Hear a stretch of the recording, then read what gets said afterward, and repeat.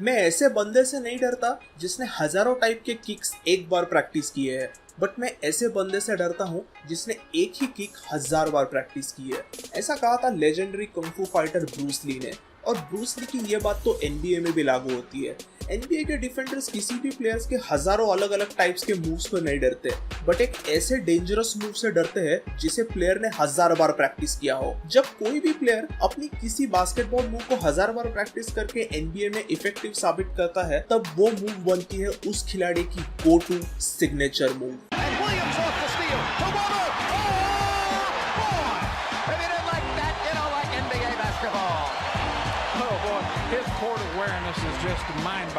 Hello hoops fans and welcome back to hoops Pandit. आज के इस वीडियो में मैं बात करने वाला हूँ एनबीए हिस्ट्री के टॉप 15 सिग्नेचर मूव्स के बारे में। नंबर 15 पे है द सोम्बोर शफल ऑफ निकोला योकिच। पिछले 2 साल से डेनवर नगेट्स का स्टार सेंटर निकोला योकिच ड्रिबल करते करते अचानक इस तरह से एक पैर पे उछलकर ऑफ बैलेंस जंप शॉट्स मारता है।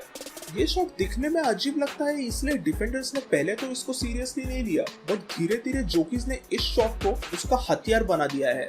2020 के एनबीए प्लेऑफ्स में जोकिच ने ये शॉट बार बार मार के ये साबित किया कि ये शॉट अब उसका सिग्नेचर शॉट बन चुका है। जोकिच को 2018 में लेफ्ट फुट में एंकल इंजरी होने के बाद अपने लेफ्ट फुट पे ज्यादा प्रेशर ना आए, इसलिए वो प्रैक्टिस सेशन में ऐसे वन लेगेड फेडेवे शॉट्स मारने लगा था। बट धीरे धीरे उसके सॉलिड अपर बॉडी कंट्रोल और सॉफ्ट शूटिंग टच की वजह से ये शॉट असरदार साबित होने लगा। इसीलिए उसने और उसके कोचेस ने डिसाइड किया कि वो इस शॉट पे मेहनत करेगा और इसे एनबीए मैचेस में भी यूज करेगा। और आजकल ये मेहनत रंग लाते हुए नजर आ रही है। आज ये मूव एनबीए के सबसे एक्साइटिंग और सबसे अनगार्डेबल मूव्स में से एक है। नंबर 14 पे है fake pass layup of Rajon Rondo. Rajon Rondo ने अपने करियर में बहुत सारे डिफेंडर्स को इस तरह से फेक पास देने का नाटक करके चकमा दिया हुआ है। रोंडो सेल्टिक्स की टीम के लिए खेलता था, जिसमें पॉल पियर्स और रे एलन जैसे खतरनाक 3 पॉइंट स्पेशलिस्ट खिलाड़ी पेरीमीटर पे खड़े ही रहते थे। तो जनरली टीम ऑफेंस पे रोंडो उन्हें हमेशा पासेस देता था और वो लोग 3 पॉइंट मार के दूसरी टीम को सताते थे। रोंडो ने ये चीज नोटिस की कि डिफेंडर्स का ध्यान उन पे ही रहता है, तो उसने ये फेक पास देना चालू किया। इसमें डिफेंडर्स को लगता है कि रोंडो ओपन प्लेयर्स को कॉर्नर में पास देगा, बट कुछ समझने के पहले वो खुद ही जंप लेता है और लेअप मारता है।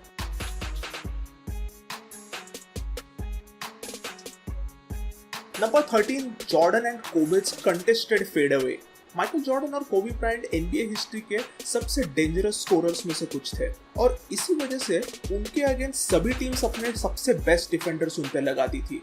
बट जॉर्डन और कोबे इस तरह से 2-2, 3-3 प्लेयर्स के ट्रैफिक में भी उछल के फेड अवे जंपर्स मारते थे, और ये कुछ बने जॉर्डन और कोबे के legendary contested fade Awez.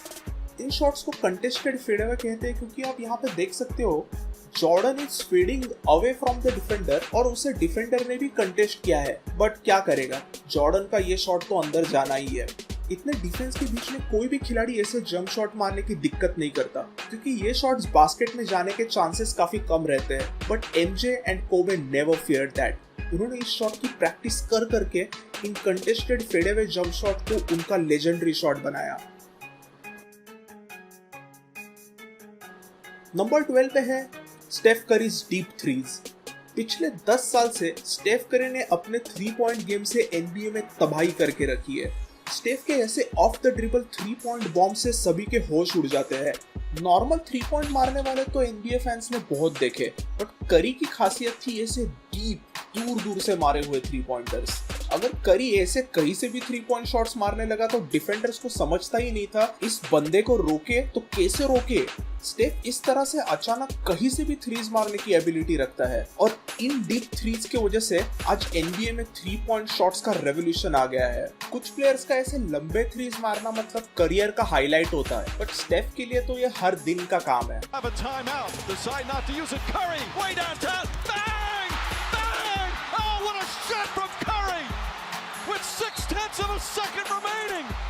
Number 11 पे मैजिक जॉनसन के no look and bounce passes.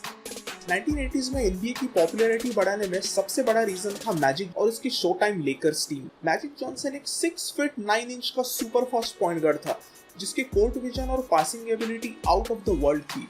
इस डेकेड में लेकर्स का ऑफेंस एनबीए में हमेशा टॉप 3 पे रहता था।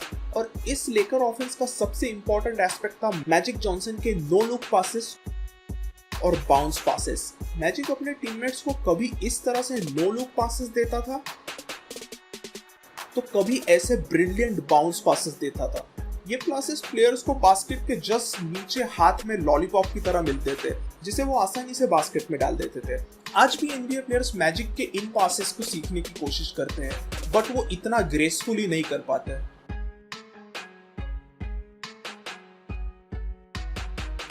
नंबर 10 पे है फिंगर रोल ऑफ जॉर्ज गर्विन।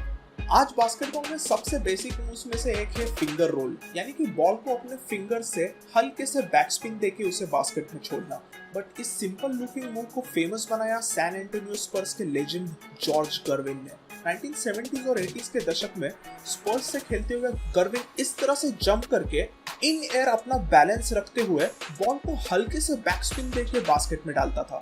गर्विन यही मूव हर मैच में एटलीस्ट 10 से 12 बार करता था और इस मूव को रोकना शॉट ब्लॉकिंग डिफेंडर्स को ऑलमोस्ट इम्पॉसिबल था।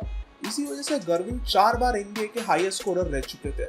ये फिंगर रोल करते हुए गर्विन हमेशा शांत, काम, आइस कूल रहते थे और इसी वजह से सभी एनबीए फैंस उन्हें प्यार से द आइसमैन गर्विन करके बुलाने लगे। नंबर 9 पे है मेलो का जैब स्टेप जंपर। जैब स्टेप्स मतलब इस तरह के side steps.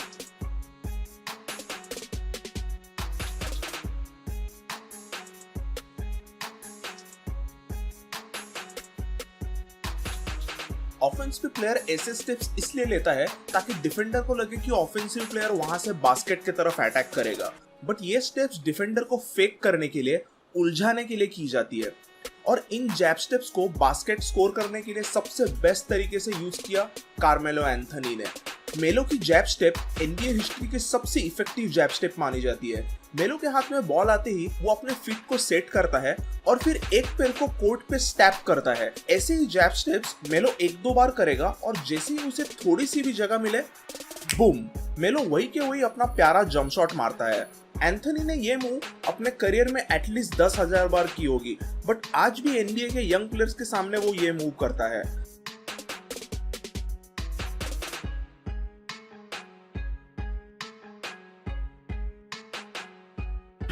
Welcome to the Footwork Clinic. Carmelo Anthony will be your instructor.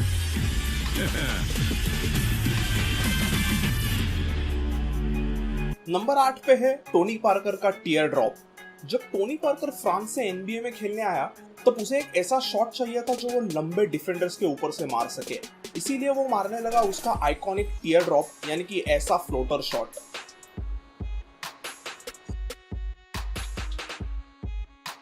ये टीयर ड्रॉप मारते हुए टोनी हाई स्पीड में पेंट एरिया में अटैक करता था, बट यहाँ पे 6 फुट 8 इंच के 7 फुट वाले पावर फॉरवर्ड्स और सेंटर्स होने की वजह से वो यहीं पे पेंट एरिया में फुल स्पीड में फटाक से जंप करता था और अपना हाई आर्किंग शॉट लेता था, जिससे डिफेंडर सिर्फ देखते ही रह जाते थे। पार्कर उसका टीयर ड्रॉप विदाउट फियर लंबे लंबे सेंटर्स के अगेंस्ट भी बिंदास यूज करता था। ओवर द इयर्स पार्कर ने अपना टीयर ड्रॉप फ्लोटर शॉट हजारों बार मारा और आज उसका टीयर ड्रॉप एनबीए हिस्ट्री में सबसे डेडली हाई आर्किंग शॉट्स में से एक माना जाता है। आगे चल के डेरिक रोज और रेजॉन रॉन्डो ने भी इस टीयर ड्रॉप का काफी यूज किया, बट इसे सबसे आइकॉनिक बनाया तो टोनी पार्कर ने।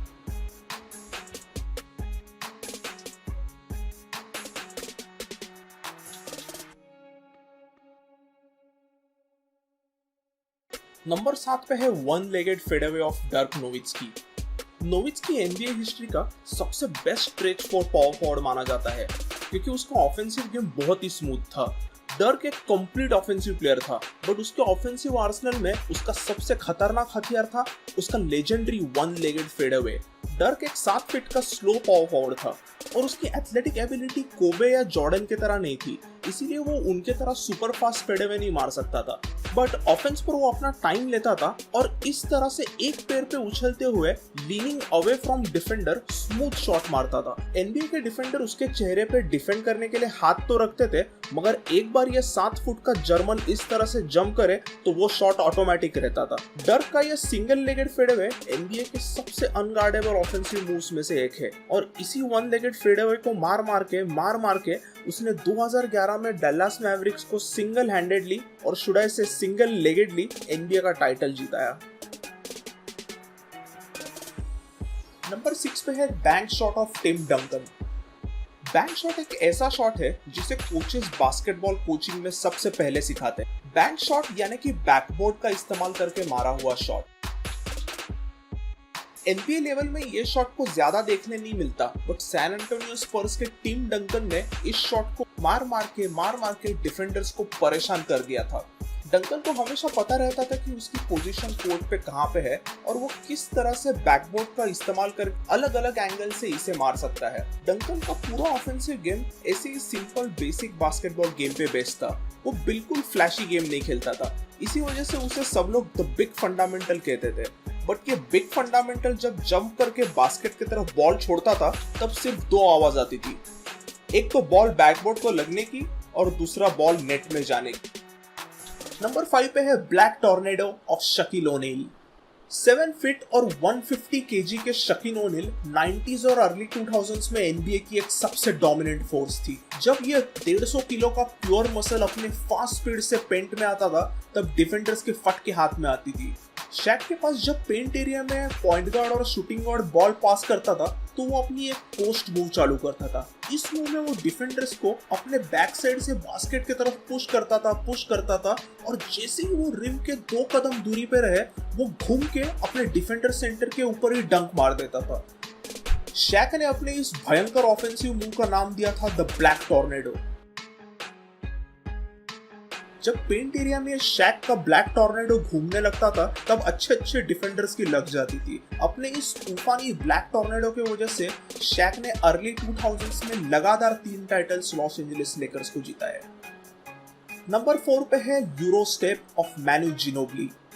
आज के NBA में यूरो स्टेप एक सबसे ज्यादा यूज होने वाली ऑफेंसिव मूव है, बट इस यूरो स्टेप को मशहूर किया सैन एंटोनियो स्पर्स के मैनू जिनोबली ने। इस मूव को यूरो स्टेप कहते हैं क्योंकि ये मूव ओरिजिनेट हुई थी ऑब्वियसली यूरोपियन बास्केटबॉल में।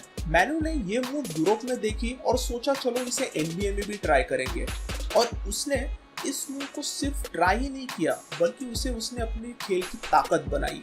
मानो अपने आइकॉनिक यूरो स्टेप एकदम फास्ट पेस में बास्केट की तरफ आते हुए एक पाव को एक डायरेक्शन में लेके जाता था, फिर डिफेंडर जैसे ही उस डायरेक्शन में गया मैंने अपनी दूसरी स्टेप अलग डायरेक्शन में लेता था और उसी स्टेप से उछल के बॉल बास्केट में डालता था। ये 2 स्टेप्स अलग अलग दिशा में इतनी क्विकली जाती थी कि डिफेंडर को समझ में ही नहीं आता था जाऊं तो किस दिशा में जाऊं, और कुछ समझने के पहले मैनू ने बॉल तो बास्केट में छोड़ा ही रहता था।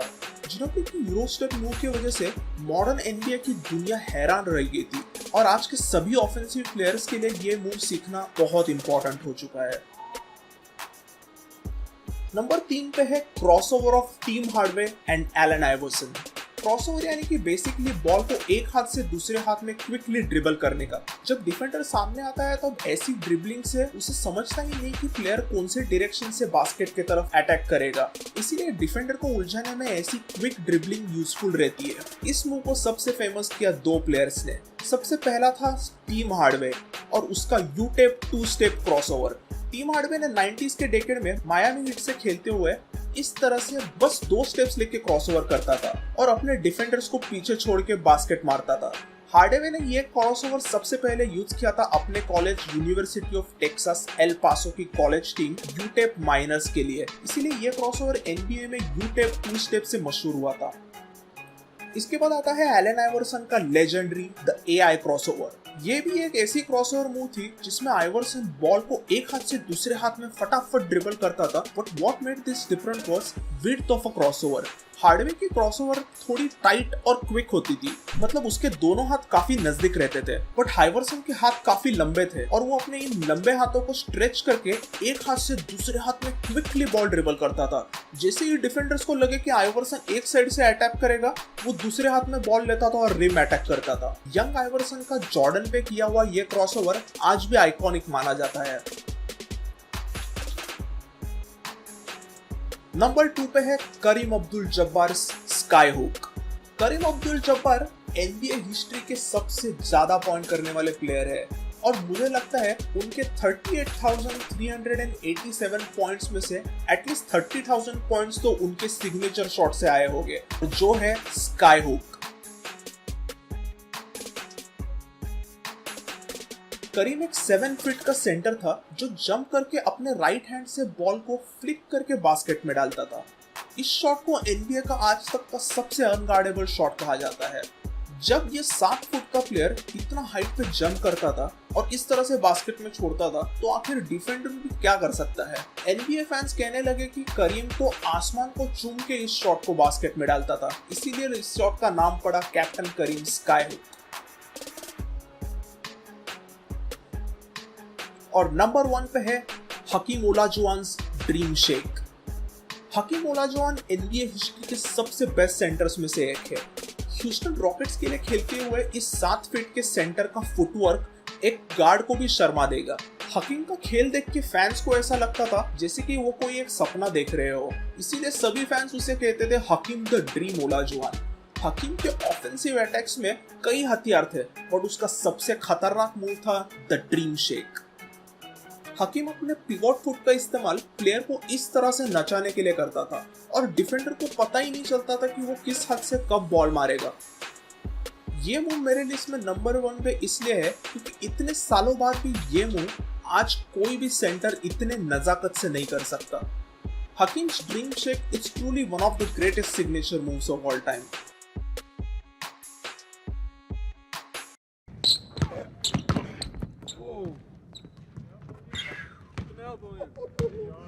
Oh man, you got a camera? Thanks for watching this video. अगर आपको ये वीडियो पसंद आया तो please like, subscribe and hit the notification icon. और हाँ, डोंट फॉरगेट टू कमेंट। मैं जानना चाहता हूँ कि इन सारी लेजेंडरी मूव्स में आपकी सबसे फेवरेट सिग्नेचर मूव कौन सी है। So I'll see you all in the next video.